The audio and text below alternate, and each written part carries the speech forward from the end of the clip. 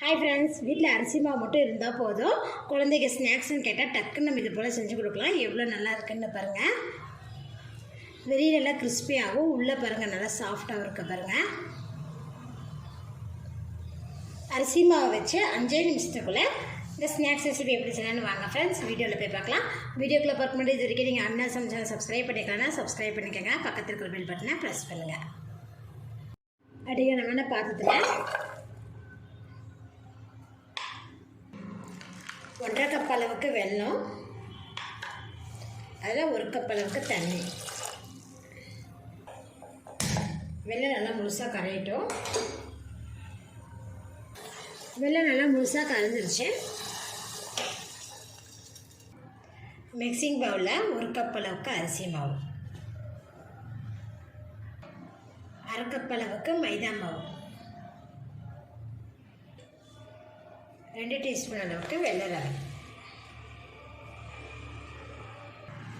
2 ஏலக்காய் ஃப்ரெஷ்ஷாக தட்டி வச்சுருக்கோம், அது சேர்த்துக்கலாம்.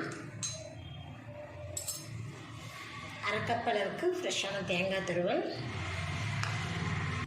இது எல்லாத்தையும் சேர்த்து நல்லா மிக்ஸ் பண்ணிடலாம்.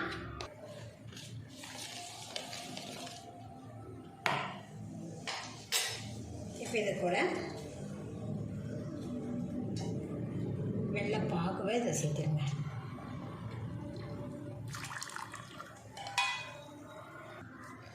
வெள்ளை பாகு சேர்த்துட்டு கட்டி இல்லாமல் நல்லா கலந்து விட்டுருங்க.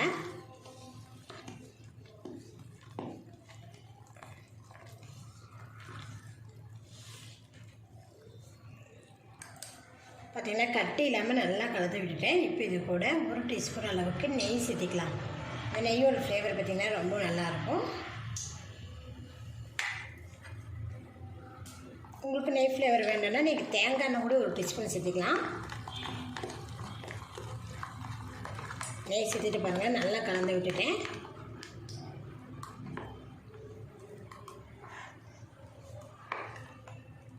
இந்த பதத்துக்கு இருக்கணும் பாருங்கள்.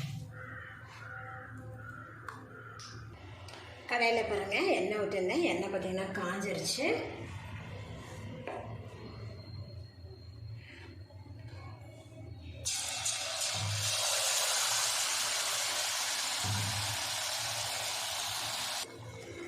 ஒன் சைடு பார்த்திங்கன்னா நல்லா ஃப்ரை ஆகிருக்காங்க.